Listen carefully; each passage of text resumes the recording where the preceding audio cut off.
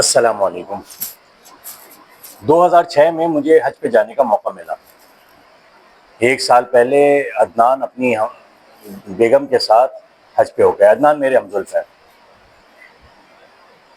جب میں ان کو حج پہ جاتے ہوئے رخصت کرنے لگا اور ان کے جانے سے پہلے جیسے کہ رواج ہے کہ لوگ ملنے جاتے ہیں، ان سے ملتے ہیں، تو اس روز رات کو آ کے میں خوب رویا۔ زندگی بڑی اسٹرگل میں گزر رہی تھی، معاشی طور پہ بھی بہت حالات اچھے نہیں تھے، تو بس اللہ سے یہ دعا کی، اللہ سب لوگ چلے جاتے ہیں، ہم کیوں نہیں؟ بہت رویا، بہت التجا کی، بہت آہو گزاری کی۔ اور وہ جو اللہ تبارک و تعالیٰ نے قرآن میں فرمایا ہے نا، وَإِذَا سَأَلَكَ عِبَادِي عَنِّي فَإِنِّي قَرِيبٌ أُجِيبُ دَعْوَةَ الدَّاعِ إِذَا دَعَانِ فَلْيَسْتَجِيبُوا لِي وَلْيُؤْمِنُوا بِي، کہ اے نبی صلی اللہ علیہ وآلہ وسلم، اس سے میرے بندے میرے بارے میں سوال کرتے ہیں، ان سے کہو کہ میں ان سے قریب ہوں۔ جب پکارنے والا مجھے پکارتا ہے تو اس کی پکار سنتا ہوں اور جواب دیتا ہوں۔ شاید وہ قبولیت کا لمحہ تھا، یا شاید میری دعا میں انٹینسٹی بہت زیادہ تھی کہ اللہ تبارک و تعالیٰ نے اگلے ہی سال مجھے موقع عنایت فرما دیا۔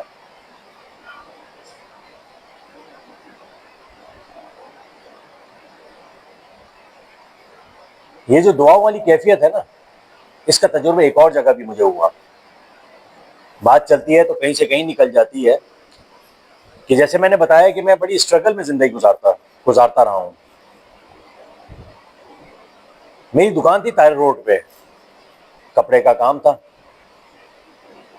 کام کی صورتحال یہ تھی کہ ادھار پہ مال خریدتے، اور جب پیسے آتے تو ہفتے کے روز ہم نے باندھا ہوا تھا کہ بروکر آتا اور اپنے پیسے کے پیسے لے جاتا۔ ایک دن کرنا خدا کا کیا ہوا کہ پورے دن کوئی سیل نہیں ہوئی اور جیب میں کوئی پیسے بھی نہیں تھے، اور سب سے بڑا مسئلہ یہ تھا کہ اگلے دن میں نے بندے سے وعدہ کیا ہوا تھا کہ میں نے آپ کو پیسے دینے ہیں۔ دکان بند کرنے کا ٹائم ہو گیا، میں بڑا پریشان تھا۔ اپنا سامان اٹھایا اور گاڑی میں رکھنے کے لیے جانے لگا۔ اب میں گاڑی کی طرف جا رہا ہوں اور دل میں اللہ تبارک و تعالیٰ سے باتیں کر رہا ہوں، اے اللہ تیرے بھروسے پہ تو میں نے یہ وعدہ کیا تھا، اب کل وہ بندہ آئے گا اور مجھ سے پیسے مانگے گا، میں پیسے نہیں دے پاؤں گا، تو اس کی نظر میں جھوٹا بھی بنوں گا اور وعدہ خلاف بھی بنوں گا، اے اللہ میری مدد فرما۔ ابھی میں گاڑی تک پہنچا ہی تھا کہ مجھے آواز آئی، عثمان۔ پلٹ کے دیکھا تو ہمارے ایک دوست اپنی فیملی کے ساتھ گاڑی سے اتر رہے تھے۔ کہنے لگے بھائی میں گھر پہنچا ہوں تو بیگم نے مجھے بولا کہ بچوں کے کپڑے دلوانے ہیں، تو میں ان کو لے کے نکل گیا۔ اب یہاں پہنچا ہی تھا کہ مجھے خیال آیا کہ تمہاری دکان بھی تو یہی ہے، تو تمہاری دکان سے ہی خریداری کر لی جائے۔ تم جا رہے ہو کیا؟ میں نے کہا نہیں ابھی تو دکان کھلی ہے، تھوڑی دیر میں نکلوں گا۔ بس بہرحال ان کو اپنی دکان پہ لے کے آیا اور ان کو سامان دکھانا شروع کیا، جو کہتے رہے ان کو مال نکال کے دیتا رہا۔ کرتے کرتے اچانک انہوں نے کہا نہیں بس عثمان، بس ٹھیک ہے، بہت ہو گیا، اب رہنے دو، پرچہ بناؤ۔ آپ تصور نہیں کر سکتے، آپ یقین نہیں کر سکتے کہ جب ان کا پرچہ بنا تو جتنے پیسوں کی مجھے ضرورت تھی ٹوٹل وہی پیسے بنے، اور جو ایکسٹرا سوٹ انہوں نے نکال کے واپس رکھا نا، وہ دراصل ایکسٹرا تھا، وہ اس کی ضرورت نہیں تھی۔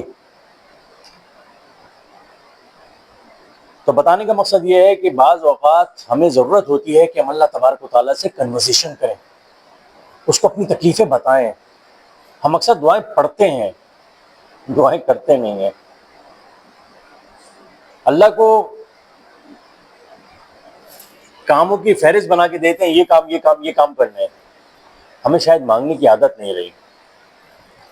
بہرحال یہ تو ضمن تذکرہ آ گیا، میں تذکرہ کر رہا تھا حج کا۔ تو ایک دن میں گھر سے نکلا اپنے کام پہ جانے کے لیے، عالمگیر مسجد کے پاس سے گزرا تو عالمگیر مسجد پہ بڑی لمبی قطار گاڑیوں کی لگی ہوئی تھی۔ میں نے معلوم کیا تو پتہ چلا کہ حج پہ جانے کے لیے لوگ فارم بھر رہے ہیں۔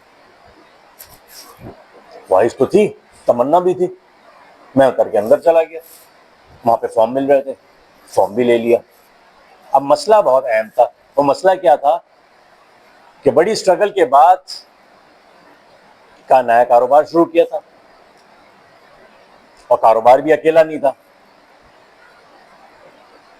شاہد بھائی کے ساتھ مل کے کام شروع کیا تھا، اور شاہد بھائی کے ساتھ ہماری شراکت تھی، اللہ ان کی مغفرت فرمائے، ان کی خبر کو جنت کے باغوں میں سے ایک باغ بنائے، کہ انہوں نے اس وقت میرا ساتھ دیا جس وقت میں بہت پریشان حال تھا۔ انہوں نے مجھے حوصلہ دیا، انگلی پکڑ کے کھڑا کیا اور چلنا سکھایا، اور دراصل کاروبار کرنا ہی انہوں نے سکھایا۔ اور میں جتنا بھی ان کا احسان مند ہوں، ان کا شکریہ ادا کر ہی نہیں سکتا۔ اللہ کے نبی صلی اللہ علیہ وسلم نے فرمایا نا کہ جو بندوں کا شکر گزار نہیں ہوتا، وہ اللہ کا بھی شکر گزار نہیں ہو سکتا۔ بہرحال یہ ایک اہم مسئلہ تھا کہ گھر پہ بھی بات کرنی ہے، دکان بند کرنے کے جانا پڑے گا، 40 دن کا سفر ہے۔ اچھا، اس زمانے میں جو ہے وہ حج کے پاسپورٹ الگ ہوا کرتے تھے، انٹرنیشنل پاسپورٹ کا معاملہ نہیں تھا، تو وہ مسئلہ نہیں تھا کہ پاسپورٹ بنوانا ہے، کچھ کرنا ہے، بس درخواست بھرنی تھی، حج کا پاسپورٹ آ جاتا اور اس میں آپ چلے جاتے تھے۔ گھر پہ معاملہ کیا تو ظاہری بات ہے بیگم کی تو خوشی سے باتیں کھل گئی۔ شاہد بھائی سے بات کی تو ایک اہم مسئلہ تھا، ظاہری بات ہے شراکت داری تھی، دکان کیسے بند کریں 40 دن کے لیے؟ لیکن اللہ تعالیٰ ان کو اجر عظیم عطا فرمائے کہ انہوں نے دوسرے ہی لمحے کہا دکان بند کر کے چلے جاؤ، کون سا مسئلہ ہے؟ حج کرنے جا رہے ہو نا، فرض ادا کرنے جا رہے ہو، کرو جاؤ۔ بہرحال یہ مسئلہ حل ہو گیا۔ اب مسئلہ تھا پیسوں کا، اسباب کا۔ اب یہ پیسے کہاں سے ہیں، کس طریقے سے جایا جائے؟ اچھا، میرا اس پہ ایمان ہے، اور ایمان بھی یقین کی حد تک ہے کہ حج اور عمرے کا تعلق پیسوں سے نہیں ہے، اور اس کو میں کہتا ہوں 303 کا قاعدہ، 313 کا قاعدہ، 313 کا قاعدہ۔ اس کی مثال میں اس طرح سے دوں کہ ہمارے ایک دوست تھے، جب اللہ حج کے بعد اللہ تبارک و تعالیٰ نے 1-2 عمرے کرنے کی بھی توفیق دی، اور ایک دن میں ان سے ملنے گیا عمرے پہ جانے سے پہلے، تو وہ بہت رو رہے تھے۔ میں نے کہا بھائی کیا مسئلہ ہے؟ کہنے لگے بڑا دل چاہتا ہے، خواہش ہوتی ہے کہ میں بھی جاؤں، لیکن میری تو صورتحال ہی ایسی نہیں، میں کیسے جاؤں گا؟ تو یہ قاعدہ پھر میں نے ان سے تذکرہ کیا، میں نے کہا 313 کا انتظام کریں۔ کہنے لگے 313 سے کیا مطلب؟ میں نے کہا بھائی مسئلہ یہ ہے کہ اللہ تبارک و تعالی کے حکم پہ جب اللہ کے نبی صلی اللہ علیہ وسلم غزوہ بدر کے لیے نکلے تو آپ کے ساتھ 313 صاحب تھے، اور جب غزوہ بدر کی رات آپ نے دعا کی تو اللہ تبارک و تعالی سے کیا کہا؟ اے اللہ، جو کچھ میرے پاس ہے میں لے کے آ گیا، اب ان کو فتح کس طرح سے دلانی ہے یہ مجھے نہیں پتا، تو آپ جو کچھ کر سکتے وہ کریں، باقی کام اللہ پہ چھوڑ دیں۔ انہوں نے کہا کروں کیا میں نے کہا بھائی سب سے پہلے پاسپورٹ بنوا لیں۔ پاسپورٹ کتنے کا بنے گا؟ میں نے کہا 2500 روپے کا خرچہ ہے۔ کہہ رہے ہیں یہ کہاں سے لاؤں؟ بہرحال کہیں نہ کہیں سے کر آگے انہوں نے 2500 روپے کا پاسپورٹ بنوا ہی لیا۔ 5 سال کی ایکسپائری تھی، 1 سال گزرا، 2 سال گزرا، 3 سال گزرے، وہ بڑے پریشان، کہنے لگے بھائی یہ تو میرا پاسپورٹ ایکسپائر ہو جائے گا، کوئی پیسوں کی صورت ہی نظر نہیں آ رہی، اسباب ہی جمع نہیں ہو رہے، میں کروں تو کیا کروں؟ میں نے کہا انتظار کے علاوہ ہم کر ہی کیا سکتے ہیں۔ بہرحال کچھ ہی دن گزرے، ان کا فون آیا کہ بھائی عثمان میرے پاس آئیے آپ۔ میں ان کے پاس گیا، ان کے آفس میں جدھر وہ جاب کرتے تھے۔ میں نے کہا جی۔ کہنے لگے بھائی میں کل گھر پہ بیٹھا ہوا تھا، فلانے صاحب آئے، دروازہ نوک کیا، مجھے باہر بلایا، کہنے لگے عمرے پہ جاؤ گے؟ میں نے کہا نیکی اور پوچھ، میں تو تیار بیٹھا تھا، پاسپورٹ میرے پاس موجود تھا۔ تو انہوں نے میرے ہاتھ میں 1 لاکھ روپے تھما دیے کہ جاؤ عمرے کا انتظام کرو۔ کہنے لگے میری خوشی کی انتہا نہیں رہی، اب آپ میرا انتظام کراؤ، اب آپ نے مجھے بتایا تھا، مجھے طریقہ سجھایا، اب بتاؤ کیسے کروں؟ میں جس جن صاحب کے ساتھ میں عمرے پہ گیا تھا یا جو صاحب مجھے بھیجتے تھے ٹریول ایجنسی والے، ان کا میں نے پتہ دیا، ان سے ان کا رابطہ کرا دیا. انہوں نے ان سے رابطہ کیا اور تیاری شروع کر دی. کچھ ہی دن گزرے تھے کہ ان کا دوبارہ فون آ گیا، بھائی ایک مسئلہ ہو گیا. میں نے کہا اب کیا مسئلہ ہو گیا؟ کہ اللہ کی بیٹی کا رشتہ کیا تھا، وہ شادی مانگتے ہیں. میں نے کہا اللہ کے بندے، وہ 1 لاکھ روپے عمرے کے لیے اس کو نہ چھیڑ دینا. کہنے لگے نہیں اس کو نہیں چھیڑا، وہ الگ سے میں انتظام کروں گا. میں نے کہا ٹھیک ہے کرو. بہرحال وہ اپنی ذمہ داری سے فارغ ہوئے، شادی وادی سے فارغ ہوئے. اس کے بعد کہنے کا مطلب یہ ہے کہ وہ اکیلے ہی نہیں، اپنی بیگم کو بھی لے کے عمرے پہ گئے. اور کچھ ہی عرصہ گزرا تھا کہ اللہ تبارک و تعالیٰ نے ان کے لیے ایسی صورت بنائی کہ پھر وہ اپنی بیگم کے ساتھ حج پہ گئے. کوئی صاحب انہیں حج پہ لے کے چلے گئے اور وہ حج کرایا ان کو ماشاءاللہ سے ایسی جگہ ٹھہرایا کہ وی آئی پی حج، حرم کے قریب، ساری رہائش، ساری چیزیں. بہرحال تو جو بات میں کہہ رہا تھا کہ عمرے اور حج کا تعلق پیسے سے نہیں ہے. اچھا، یہ قصے سنانے کے دوران ایک اور قصہ مجھے یاد آیا. میری دکان پہ ایک مائی آتی تھی، ہفتے میں دن بندہ ہوا تھا، وہ آتی اور اپنے حصے کے جو 5-10 روپے ہوتے وہ لے کے چلی جاتی تھی. 15-20 دن 25 دن مہینے بھر تک جب نہیں آئی، اور جب آئی تو پھر میں نے پوچھا ہاں بھائی کہاں تھی تم؟ تو کہنے لگی عمرے پہ گئی ہوئی تھی. میں نے کہا تمہارے پاس عمرے کے پیسے کہاں سے آ گئے؟ اس کے باوجود کہ میں مانتا ہوں کہ عمرے کا تعلق پیسوں سے نہیں ہوتا، لیکن بہرحال ایک سوال تو پیدا ہوا نا. تو اس نے کہا بھائی میرے پڑوس میں ایک سیٹھ صاحب رہتے ہیں، ان کی فیملی عمرے پہ جا رہی تھی. انہوں نے مجھ سے پوچھا کہ تم ہمارے ساتھ چلو گی، ہمارے بچوں کو وہاں سنبھال لینا اور عمرہ بھی کر لینا. تو وہ مجھے لے کے گئے تھے، تو اس لیے میں اتنے دن تک نہیں آ سکے. تو کہنے کا مطلب یہ ہے کہ حج اور عمرے کا تعلق، وہ لوگ جو بڑی تمنا رکھتے ہیں، وہ لوگ جو بڑی تڑپ رکھتے ہیں کہ کسی طریقے سے اللہ کے گھر پہنچے اور اس کے گھر کا دیدار کرے اور اس کے گھر کی زیارت کرے اور نبی کے روزے کی زیارت کرے، یقین رکھیں کہ پیسے سے اس کا تعلق نہیں. طلب اور تڑپ یہ بہت اہم ہوتی ہیں. ایک مثال سے یوں سمجھیں کہ مثال کے طور پہ کسی کی بہن جو ہے کسی دوسرے شہر میں رہتی ہے اور اس کے بچے کی شادی ہو، اور وہ چاہے کہ اس کا بھائی جو دوسرے شہر میں رہتا ہے وہ بھی شادی میں شریک ہو، کہ ماموں کے بغیر شادی کیسے ہوگی؟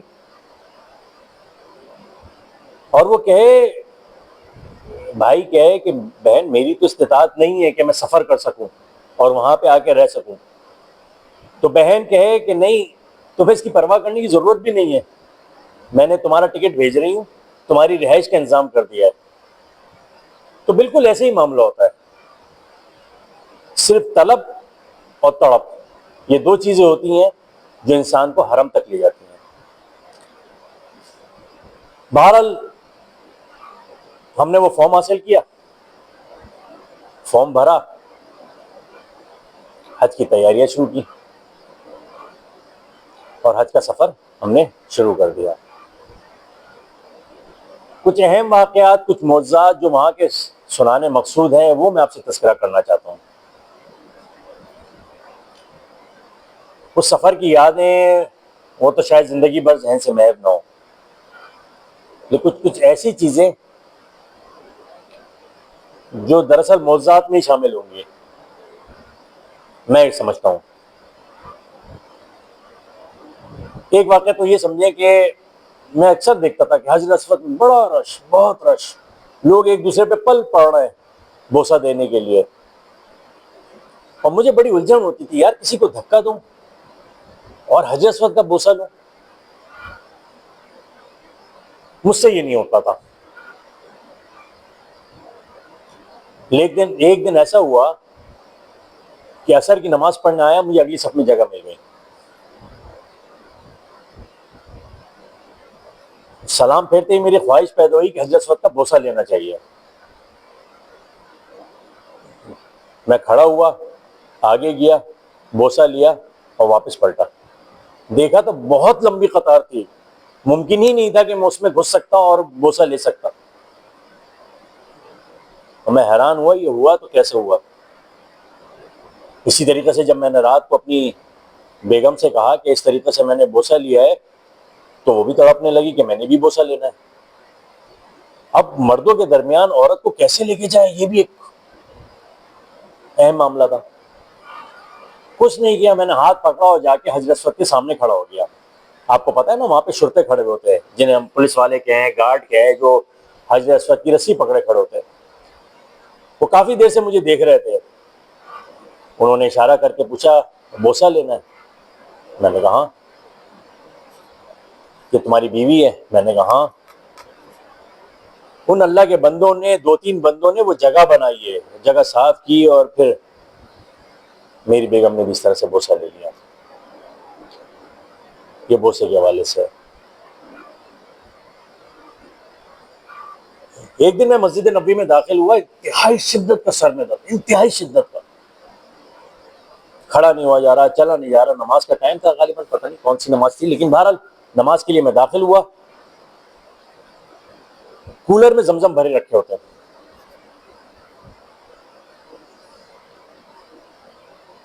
ہم نے سنا ہے کہ زمزم کو جس مقصد سے پیا جائے وہ مسئلہ حل ہوتا ہے.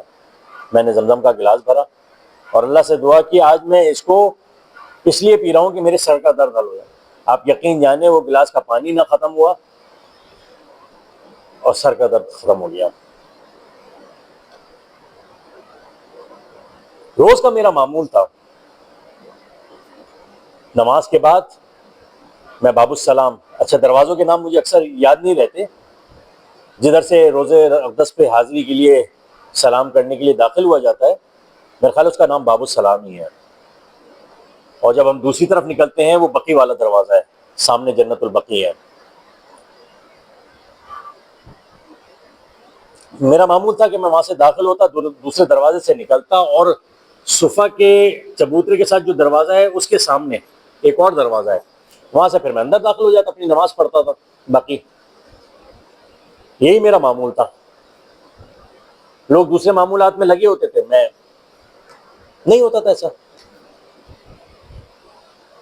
میں نکلا سلام کر کے بقی والے راستے سے باہر نکلا اور اپنے راستے پہ جا رہا تھا. تو جس راستے پہ روز کے معمول میں جایا کرتا تھا وہاں پہ آج پولیس والا کھڑا ہوا تھا، جس ہم شرطا کہتے ہیں، گارڈ کہتے ہیں. اس نے مجھے وہاں جانے سے روک دیا. میں اس سے الجھ رہا ہوں کہ بھائی میں روز یہاں سے جاتا ہوں، کیونکہ دوسرا راستہ بہت لمبا تھا اور باقی جو روزے کے ساتھ دروازے بنے سب پہ گارڈ کھڑے ہوتے ہیں، اندر کوئی نہیں جانے دیتا، نہ صفا کے چبوترے کے پاس، نہ بقی کے والے سامنے دروازے سے کہ آپ وہاں سے واپس جائیں، وہ نہیں جانے دیتا. اور دوسرے جو راستے تھے وہ کافی لمبا ہے. میں اس سے الجھ رہا ہوں، وہ کہہ رہا ہے نہیں میں یہاں سے نہیں جانے دوں گا تمہیں. میں نے کہا پھر جاؤں تو کہاں سے جاؤں؟ اس نے مجھے صفا کے چبوترے والے دروازے کی طرف کہا وہاں جاؤ. میں نے کہا وہاں کیسے جاؤں، وہاں تو ویسے ہی پولیس والا کھڑا ہوا ہے، وہ اندر کیسے جانے دے گا مجھے؟ کہہ رہا نہیں وہیں سے جاؤ. اس نے مجھے نہیں جانے دیا وہاں سے اور مجھے اسی طرف بھیج دیا. میں گیا تو وہاں پہ کوئی پولیس والا نہیں تھا. میں اندر داخل ہوا اور صبح کے چبوترے پہ ابھی تک میں نے نوافل ادا نہیں کیے تھے، اس چبوترے پہ میں نے نوافل بھی ادا کیے. اسی طرح سے ایک دن اور ہوا ایسا، ریاض الجنہ میں جانے کے لیے ہمیں پیچھے سے آنا پڑتا ہے، روزے کی طرف سے گارڈ کھڑے ہوتے ہیں، وہاں سے اندر داخلہ ممکن نہیں ہے. اور میں آپ کو بتایا نا کہ میری عادت تھی کہ میں رش میں نہیں گھستا تھا.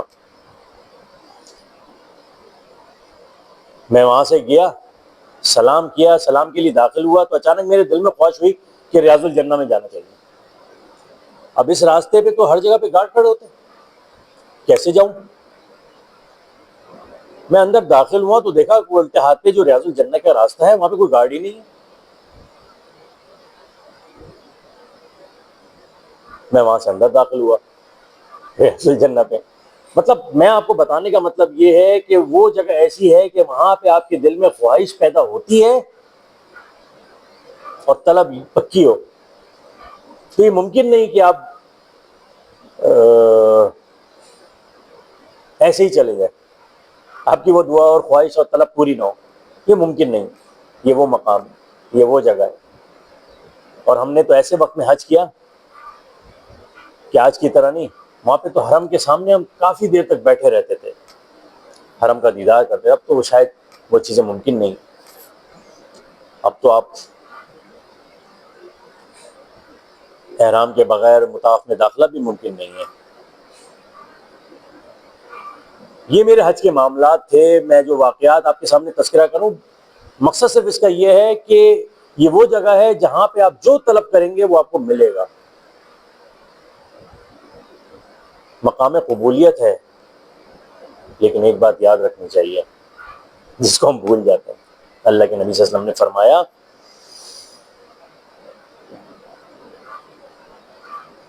کہ ایک شخص لمبا سفر کر کے آتا ہے، حرم میں پہنچتا ہے، اس کے کپڑے غبار آلود ہیں، وہ غلاف کعبہ کو پکڑ کے کہتا ہے، ملتزم پہ کھڑے ہو کے کہتا ہے یا ربی یا ربی، اے میرے رب اے میرے رب. لیکن اللہ کے نبی صلی اللہ علیہ وسلم فرماتے ہیں اللہ تبارک و تعالیٰ اس کی نہیں سنے گا، باوجود اس کے کہ سفر میں ہے کہ مسافر کی دعا سنی جاتی ہے، باوجود اس کے کہ مقام قبولیت پہ ہے کہ اس جگہ دعا کا رد ہونا ممکن ہی نہیں. لیکن اللہ کے نبی صلی اللہ علیہ وسلم فرما رہے ہیں کہ اس کی دعا نہیں سنی جائے گی، بھلے وہ ربی ربی کتنی دیر بھی کرتا رہے. اس کی وجہ یہ ہے کہ اس کا کھانا حرام، اس کا پہننا حرام، اس کا پینا حرام، اوڑھنا حرام. جو حرام کی زندگی گزار رہا ہو اس کی دعائیں نہیں سنی جائیں گی، بھلے وہ مقام قبولیت پہ ہی کیوں نہ پہنچ جائے.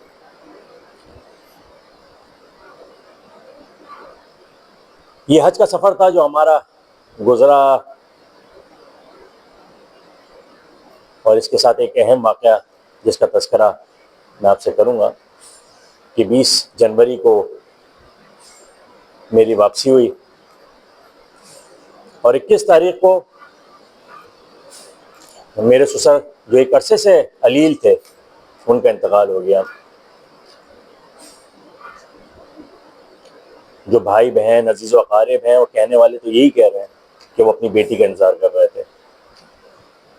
اللہ تبارک و تعالیٰ ان کی مغفرت فرمائے، ان کو اپنی جوار رحمت میں جگہ عطا فرمائے، جنت الفردوس میں اعلیٰ مقام عطا فرمائے، ان کے چھوٹے بڑے گناہوں کو معاف فرمائے، ان کی اولاد کو ان کے لیے صدقہ جاریہ بنائے، اور ہمیں بھی اپنے قبر کی تیاری کرنے کی توفیق عطا فرمائے. یہ کچھ مختصر سے احوال تھے. اللہ تبارک و تعالیٰ آپ کا حامی و ناصر ہو. السلام علیکم.